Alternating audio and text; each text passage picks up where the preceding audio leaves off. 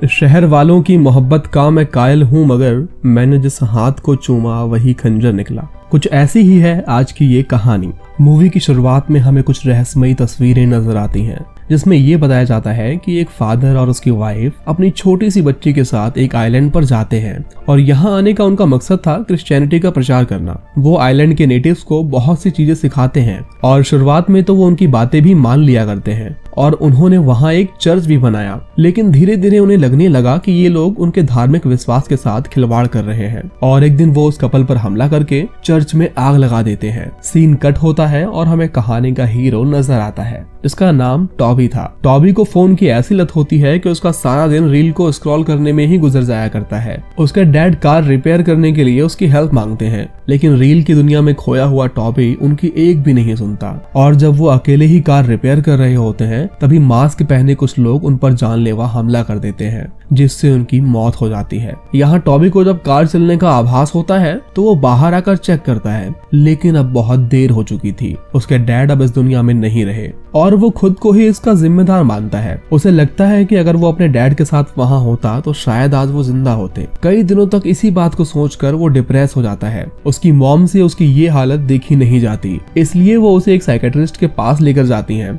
वो लेडी उन्हें सजेस्ट करते हुए कहती है कि मैं ऐसे कुछ लोगों को जानती हूँ जो लोग तुम्हें आइलैंड पर 3 दिन के लिए अकेला छोड़ देंगे, जिससे तुम्हारा सारा डिप्रेशन गायब हो जाएगा। उन 3 दिनों में अकेले सरवाइव करने से बड़े मरीज आसानी से ठीक हुए हैं और ये सुनकर टॉबी भी उनकी बात मान लेता है। अगले सीन में हम देखते हैं कि टॉबी अपने ही जैसे कुछ और लोगों के साथ ट्रिप पर निकल पड़ता है, जहां उन सभी को अलग अलग आइलैंड पर छोड़ दिया जाएगा, लेकिन वहां जरूरत की बहुत सारी चीजें मौजूद होंगी। लंबे सफर की वजह से टॉबी की तबीयत जरा खराब हो जाती है और वो बोट से गिर जाता है, लेकिन वहां उनकी इंचार्ज के बहादुरी दिखाते हुए उसे बचा लेती है। वो सभी काफी खुश नजर आ रहे थे और हो भी क्यों ना, क्योंकि अपने डिप्रेशन को छोड़कर वो एक एडवेंचर पर जो निकले थे। के उन्हें गाइड करती है कि किस तरह अगले 3 दिन उन्हें वहां काटने हैं और साथ ही जरूरत का सारा सामान उन सभी लोगों में डिवाइड किया जाता है। साथ ही इमरजेंसी के लिए उन्हें कुछ फ्लेयर्स भी दिए जाते हैं। अगली सुबह के अपने आइलैंड पर पहुंच जाता है, जहां शुरुआत में टॉबी थोड़ा डरा हुआ महसूस करता है,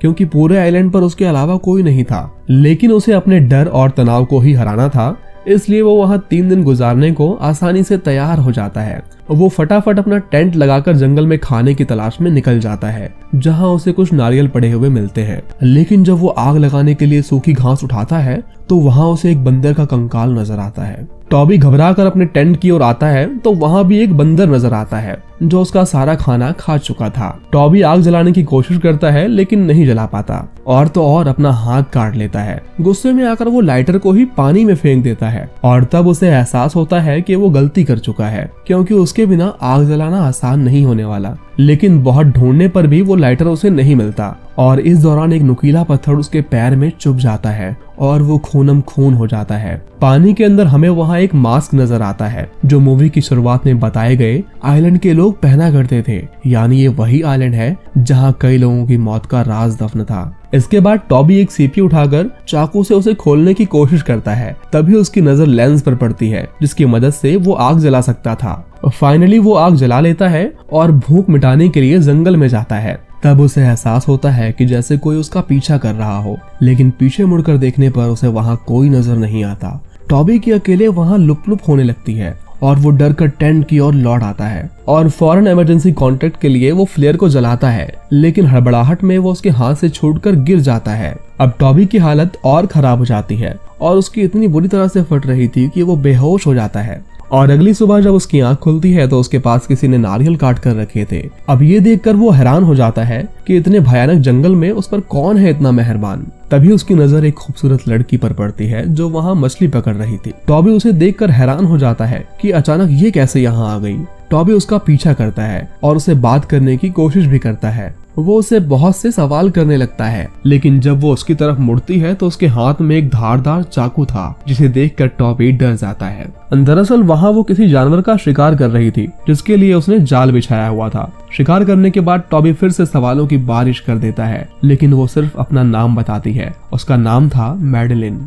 मैडलिन वहाँ फिश को पकाती है और टॉबी को भी फ्रेश फिश खाने को देती है। अब फिश खाने के बाद वो बहुत बेहतर फील करता है, लेकिन जैसे ही वो अपने घर की ओर निकलती है, टॉबी एक बार फिर से उससे सवाल करता है, लेकिन इस बार वो उस पर हमला कर देती है। तभी टॉबी को एहसास होता है कि ये हमला उसे नुकसान पहुंचाने के लिए नहीं, बल्कि उसकी जान बचाने के लिए किया गया था। वो टॉबी से कहती है कि मेरा पीछा मत करो और अपनी सलामती चाहते हो तो हमेशा आग के आसपास रहना। जब रात में टॉबी आग जलाकर सो रहा होता है, तभी उसे अजीब से सपने आते हैं, जैसे कोई मास्क पहनकर उसका कत्ल कर रहा हो। वो देखता है कि आग बुझने वाली है, इसलिए वो और लकड़ियां उसमें डाल देता है। तभी एक अजीब सी आवाज उसे जंगल की ओर से आती है और वहां जाने के बाद उसे फिर से ऐसा महसूस होता है कि जैसे कोई उसका पीछा कर रहा हो, लेकिन टॉर्च मारने पर दूर दूर तक कोई नजर नहीं आता। अगली सुबह मेलेडिन फिर वहां आती है और टॉबी के लिए ब्रेकफास्ट का इंतजाम करती है और साथ ही टॉबी के जख्मों पर वो मलहम भी लगाती है। इसके बाद वो टॉबी को पूरा जंगल घुमाती है।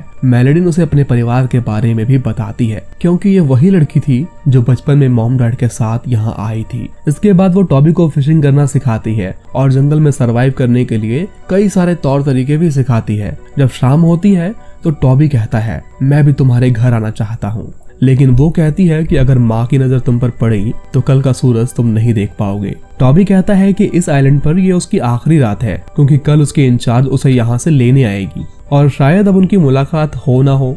ये बात सुनकर मेलेडिन रूठ जाती है और गुस्से में वहां से चली जाती है। यहाँ हम देखते हैं कि उसके ट्रिप इंचार्ज के टॉबी को लेने वहां पहुंच चुकी थी, लेकिन जंगल में दाखिल होते ही उसे अजीब सी आवाजें आती हैं।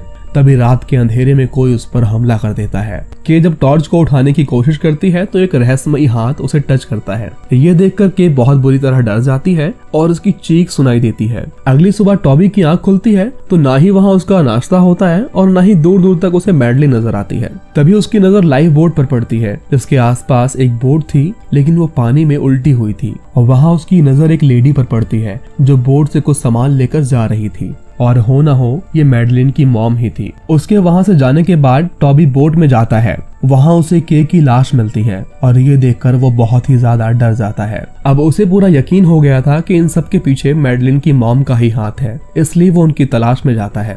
जहां वो गुफा के रास्ते उनके घर तक पहुंच जाता है और वहां उसे एक बकरी नजर आती है। तभी कोई उस पर तीर से हमला करके उसका शिकार करता है। टॉबी ये सब छुपकर देख रहा था कि कैसे मेडलिन की मॉम ये सब कर रही थी, और जब वो उनके घर में दाखिल होता है तो उसकी नजर केरोसिन पर पड़ती है। अब इससे पहले कि वो ज्यादा कुछ कर पाता, मेलेडिन की मॉम वहां पहुंच जाती है और घबराकर वो पलंग के नीचे छुप जाता है। वो वहां छुपकर देखता है कि उसकी मॉम कुछ बेरीज उसे खाने को दे रही हैं, लेकिन वो गुस्सा होकर मना कर रही है, मानो उसमें कोई जहर हो। पलंग के नीचे उसकी नजर वहां पड़े एक मास्क पर पड़ती है और ये देखकर वो समझ जाता है कि ये इसकी मॉम ही थी जो इतने दिनों से ये मास्क पहनकर उसे डरा रही थी। इसके बाद जब मेलेडिन की नजर टॉबी पर पड़ती है तो वो उसे कोने में ले जाकर कहती है कि तुम्हें क्या अपनी जान प्यारी नहीं है जो यहाँ आए हो, और वो टॉबी को वहां से भेज देती है। टॉबी जब टेंट पर आता है तो वहां कोई टॉर्च से इशारा कर रहा था और ये देखकर वो भी सिग्नल के लिए वहां आग जला देता है। अब धीरे धीरे रात होती है और जब वो सोने की तैयारी में होता है तभी वहां मेलेडिन आ जाती है और वो उसे बताता है कि तुम्हारी मॉम ने मेरी इंचार्ज को ही मार डाला है और अब मैं वापस कैसे जाऊंगा, यहाँ मेरी जान को बेहद खतरा है। ये सुनकर वो उसकी गोद में सर रखकर इमोशनल हो जाती है और बताती है कि बचपन में जो हादसा हुआ था उसके पीछे कोई और नहीं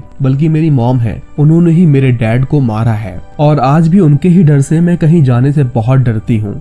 टॉबी उसे दिलासा देते हुए कहता है कि तुम बिल्कुल फिक्र ना करो, जल्द ही कोई मेरी तलाश में यहाँ आएगा तो तुम भी हमारे साथ यहाँ से शहर चलना, और वो वादा करती है कि कल वो उससे मिलने यहीं आएगी। अगले सीन में हम देखते हैं कि टॉबी को आइलैंड पर एक लाइट हाउस मिलता है जो बहुत सालों से बंद पड़ा था और तब उसे अपने डैड की बातें याद आती हैं जो उसे इंजन रिपेयर करना सिखाया करते थे। वो बाकी सब तो ठीक कर लेता है, लेकिन सिर्फ जनरेटर को ऑन करने के लिए उसे केरोसिन की जरूरत थी जो मेलेडिन की मॉम के पास था। इसके कुछ समय बाद जब वो टेंट पर वापस आता है तो वहाँ एक ट्रिप का और साथी नजर आता है। शायद ये वही था जो टॉर्च से कल रात इशारा कर रहा था। उसका नाम डेविड था। डेविड उसे बताता है कि कल रात के वहाँ नहीं आई, इसलिए वो घबराकर यहाँ आ गया। वो कहता है कि हमें जल्द से जल्द यहाँ से निकलना चाहिए। टॉबी कहता है कि यहाँ एक लड़की है उसे आजाद करके हमें अपने साथ ले जाना होगा। और यह कहकर वो मेलिडिन को लेने रात में ही निकल पड़ता है। यहाँ मेलिडिन की मॉम उस पर हमला कर देती है और वो उसे सवाल जवाब करने लगती है। टॉबी किसी तरह वहाँ से जान बचाकर भागने लगता है और मेलिडिन की मॉम तेजी से उसका पीछा कर रही थी,